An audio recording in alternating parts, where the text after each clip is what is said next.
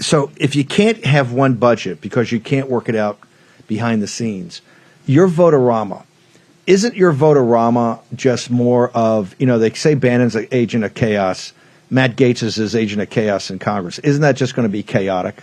Yes. And sometimes you have to go through a chaotic moment to have a productive outcome.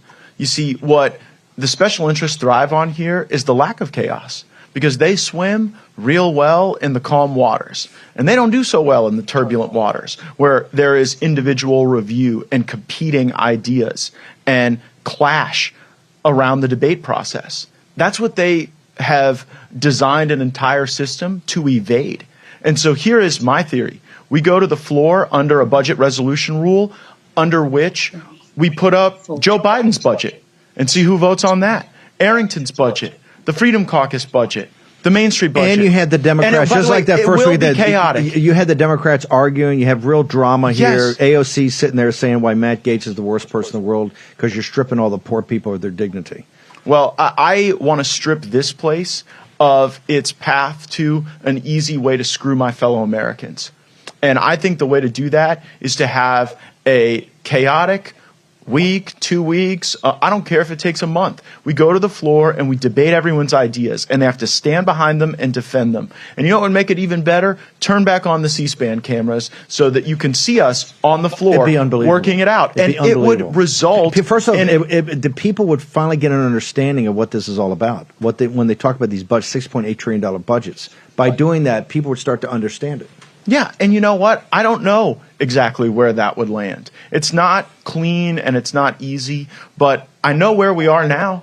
April, with no Republican budget, on our path to some sort of shutdown or acceptance of a Senate omnibus. You've got the debt ceiling, you've got budget, but then you have the appropriations. Please tell me we are doing the appropriations process through regular order, or does that have to wait till the budget's done first?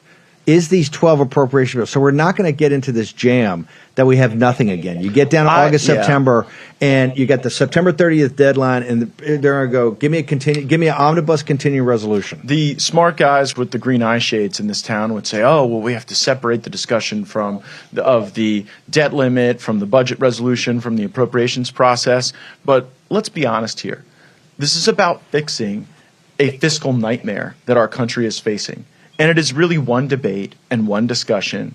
And there are a series of levers to create downward pressure on that spending and to isolate programs and authorities and now people, because of the concessions we got during the first week of January, to reinstitute the Holman Rule so that we can force individual votes on individual bureaucrats who exceed their authority. And you know what? We may have to do that a lot on the front end, but that will have a therapeutic effect on the process going forward, I hope, forever.